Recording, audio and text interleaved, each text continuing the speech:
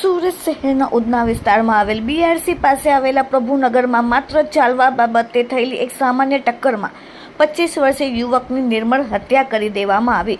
ઉધના પોલીસે આ મામલે તાત્કાલિક કાર્યવાહી કરીને ગણતરીના કલાકોમાં આરોપી શિવચરણની ધરપકડ કરીને જેલના સળિયા પાછળ ધકેલી દીધો. મળતી માહિતી મુજબ 26 ફેબ્રુઆરી 2026ના રોજ બપોરે 12 વાગ્યે મૃતક દિનેશ કુમાર નવરત્ન પ્રજાપતિ પોતાના કામ માટે ઘરની બહાર નીકળ્યો હતો. તે સમયે સામેથી તેનો પાડોશી શિવકરણ બિંદા આવી રહ્યો હતો. પ્રભુનગરની સાંકડી ગલીઓમાં ચાલતા સમયે બંને વચ્ચે અચાનક શારીરિક ટક્કર થઈ. એકબીજાના ખભા અડકી જવાથી આ સામાન્ય ઘટનાએથી થોડી જ વારમાં ઉગ્ર સ્વરૂપ ધારણ કરી લીધું. ટક્કર થતાની સાથે જ બંને વચ્ચે જોઈને કેમ નથી ચાલતો આ બાબતે બોલાચાલી થઈ અને ઝઘડો થયો અને બંને એકબીજાને ગાળાગાળી આપી.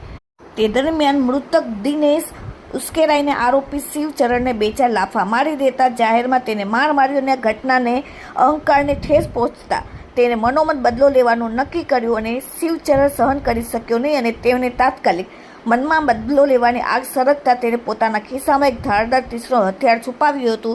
તે દિનેશ ક્યાં જાય છે તેની વોચ રાખવાનું શરૂ કર્યું અને દિનેશ જ્યારે પ્રભુનગર મકાન નંબર 217 પાસે આવેલી અરવિંદભાઈ કિરાણાની ચાલ પાસે ગલીમાં એકલો હતો ત્યારે શિવચરણ ત્યાં ખસી આવ્યો અને બંને વચ્ચે ફરીથી ટક્કર બાબતે ઉગ્ર દલીલો થઈ અને શિવચરણે પોતાના ખિસ્સામાંથી તીક્ષ્ણ હથિયાર કાઢ્યું અને દિનેશ કંઈ સમજે તે પહેલાં જ તેના ગળાના નીચેના ભાગે અને છાતીના બરાબર વચ્ચેના ભાગમાં ઘા ઝીકી દીધો. લોહી લુહાણ હાલતમાં તેને હોસ્પિટલ પહોંચાડતા તે મૃત્યુ પામ્યો. ઉધના પોલીસે CCTV ફૂટેજને આધારે ગણતરીના કલાકોમાં તાત્કાલિક આરોપીને ઝડપી પાડ્યો. Bureau report, daily India TV, Surat.